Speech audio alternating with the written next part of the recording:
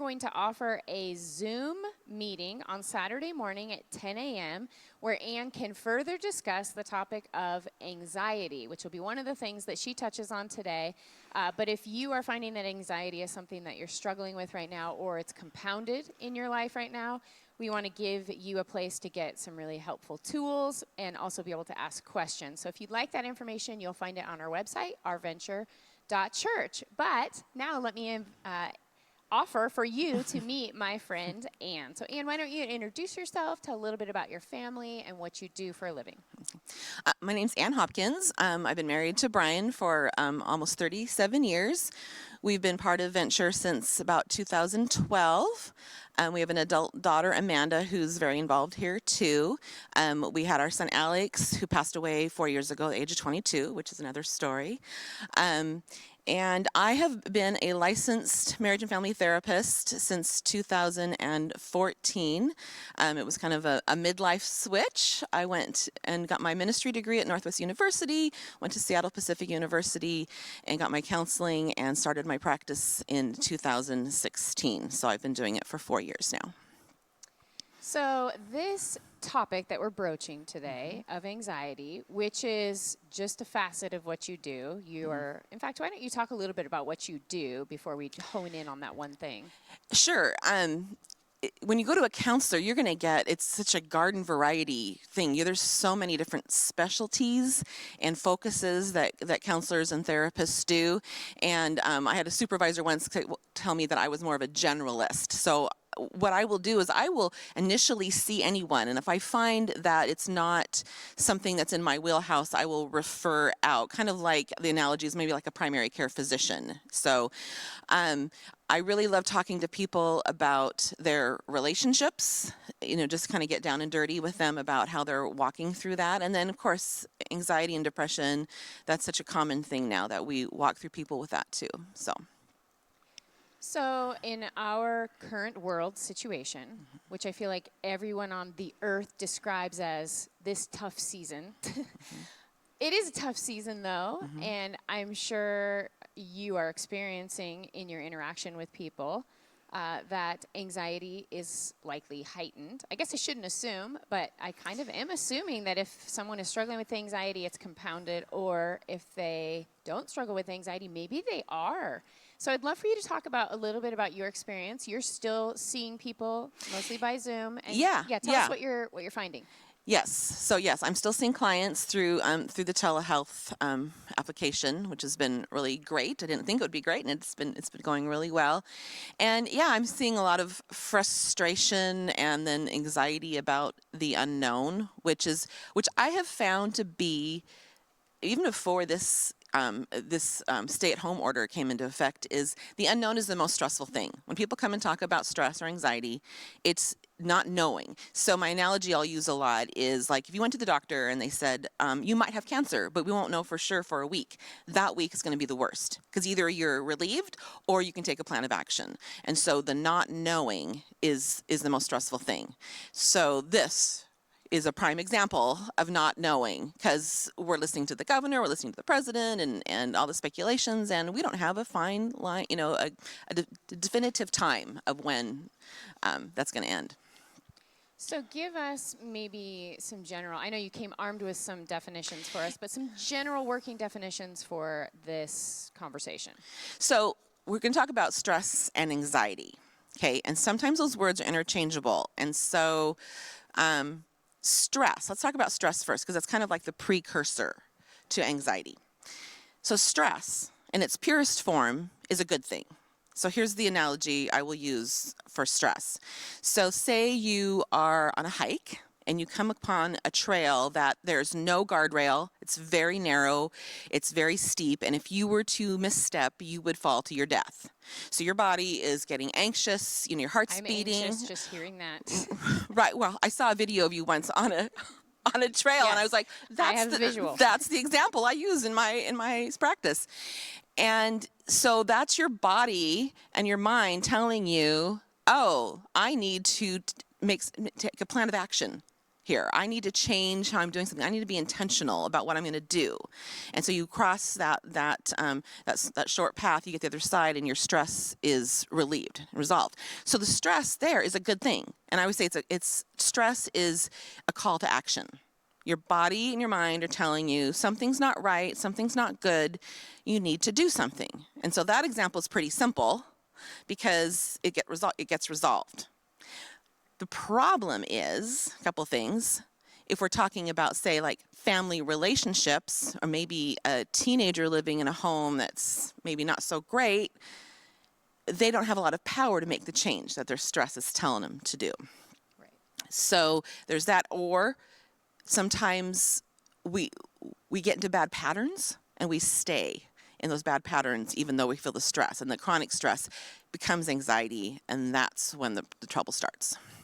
So are you saying that stress often rolls over into anxiety when there's no relief from the stress? Yeah, that's when I was kind of researching it, because I think the two words can be interchangeable, but some have defined it as stress is the beginning and then morphs into anxiety when it can't be resolved.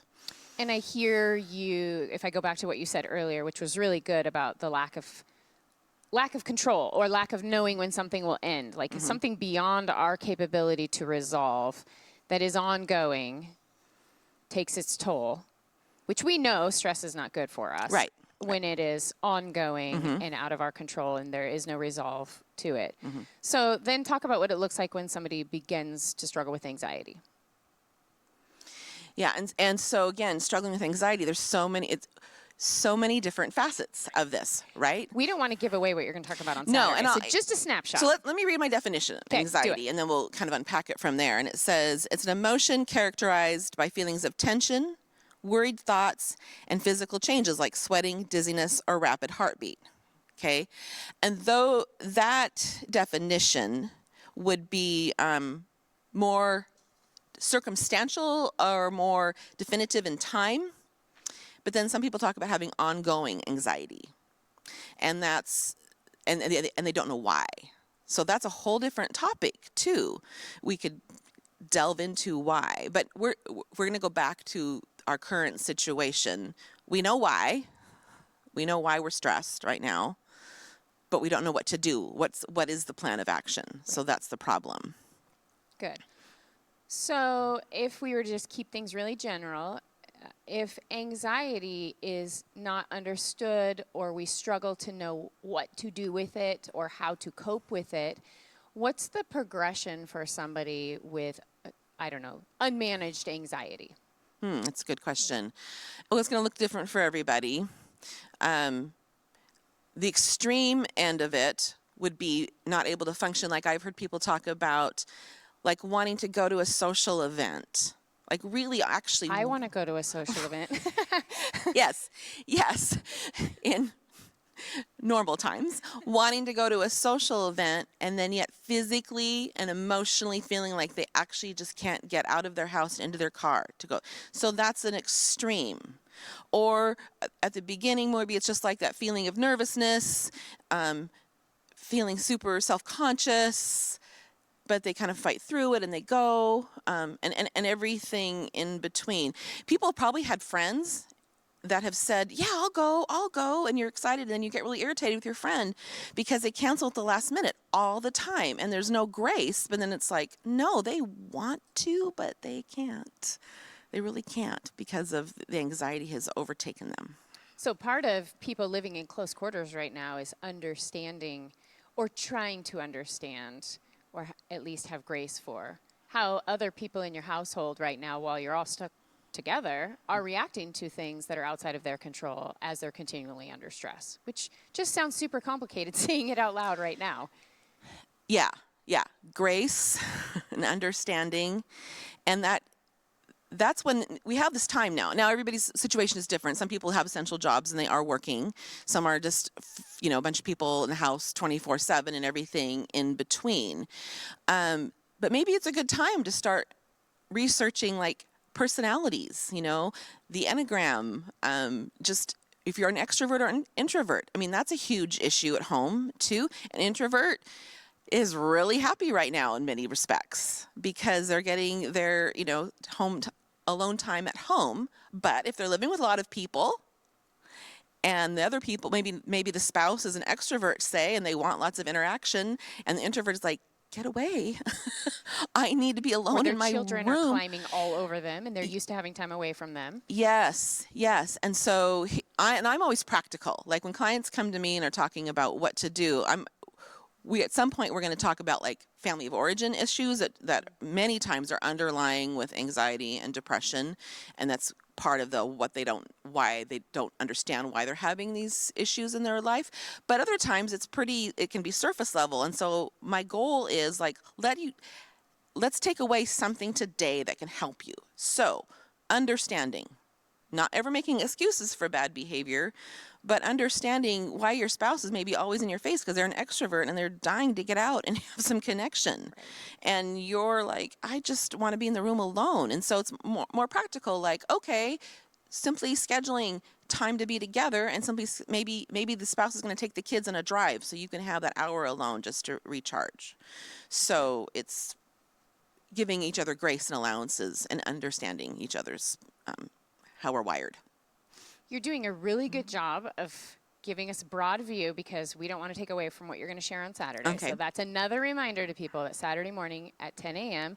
we'll host a Zoom practical teaching, skill giving Yeah. with Ann. But before we wrap this up, I want to just pitch one more question towards you that could maybe also be looped in on Saturday. And this changes gears just a little, but as I interact with people by text message and email over the past few weeks, just checking on them, seeing how they're doing, I'm getting a lot of replies about depression. And significantly more than people I've known to struggle with depression. So talk to me about this season, this tough season, and what that's doing as far as how people are feeling sadness-wise. Yeah, and depression, another big, broad topic, okay? But I want to make the distinction that there's depression, on a spectrum of mild to severe, but then there's also the aspect of grief, okay? And so when we talk about grief, our mind goes to losing a loved one by death, and that certainly is a grief process. But any major loss creates grief. A relationship, really good. a job, a lifestyle, just changes anything, your pet even, it's grief. And if you research that, there's stages of grief, and they've kind of thrown the order of stages out. If you've heard of the stages of grief, they say they can occur at any time, but one of the stages of grief is depression or feeling sadness. And so maybe what you need to know is you're not depressed. You don't maybe need to go get medications, and we'll touch on that a little bit on Saturday too, about how that plays in. But it's okay to feel sad. And I think sometimes in our society, we kind of feel like we're doing something wrong if we feel sad or there's something wrong with us. No, we are made up with a lot of emotions. That makes us rich, wonderful human beings, how God created us. And sometimes we're going to feel sad, and it's appropriate to feel sad and grieve. And it's okay. And correct me if I'm wrong, but I feel like we often compare ourselves to other people, and we think I have no right to feel sad right now in this tough season because there are people who've lost a loved one, or there are people who are working in hospitals and are worried that they're going to bring home a virus that infects their whole family. And so who am I to feel sad about the fact that I can't go to the movie theater or something that seems so lesser? Right. And that topic you're talking about, it really pushes a button with me, because you're feeling what you're feeling. You can have empathy and feel horrible for people who've had losses, because you're always going to find someone who has it worse than you, and that's perspective giving, and that's great to know that you're not the only one going through something hard. But if you're grieving something, if you're feeling bad, you're feeling bad. It doesn't matter that another person went through something worse. You still have to process your feelings. I just want to keep saying, it's okay. It's okay. If you find yourself living there, then let's have another conversation. Let's find some tools to get you out of that. But sometimes I just tell people, go feel sad. It's okay. Process that. That's really good. Even around Venture, where we've still been operating under the governor's okay, putting out online content, There was one day that a couple of us were here, and it was like, "Hey, how are you doing?" And one of us was like, "This is great. We're going to conquer the world." And then, one of us was like, "I'm just really sad that this building should have people in it." And then 2 hours later, we had completely swapped places. So normal to cycle through the frustration and the sadness and no, I'm just going to ignore this. It's just going to go away. The denial part of it. And No, you're right. You're going to cycle through it. And so you talked about being with other people, and I imagine in this community too, you have the opportunity to unpack it a little bit with healthy relationships. So that's one thing I'll talk about too a lot is connecting and talking about it, because people want to be heard. We all want to be heard. Yeah. So whether you're on the end of it that you need to reach out, I encourage you to reach out, or maybe you're doing okay, but maybe you need to reach out to someone and listen to them, because that's the best cure, really, is connection. Yes. Well, I was going to ask you for one final zinger, but there it is. So I think we're going to leave it at that. Okay. I think that's a great tease for people to join us on Saturday morning. So again, Saturday morning at 10 a.m., my friend Ann here, who's got many more tools than she has just displayed here to help you, very practical. We will host a Zoom interactive question and answer, but also teaching time. And you can find the information for how to connect to that on our website, ourventure.church. Just look for the little Dealing with Anxiety event, and that will have the Zoom link in it. We hope we'll see you Saturday morning. We're always here to help. Ann can be found also on Facebook, Ann Hopkins. Yes. If you have questions, or if you have questions, certainly. are you okay with that? Okay, Certainly. good. Message me. We'd love to just be, or if you can't find her, you can find me. I'm Di, and I will help connect you to Ann, and we'd love to be of encouragement to you. So hopefully this has encouraged you. We love showing off these incredibly smart, creative, talented, wise people in our midst, and we hope we'll see you soon.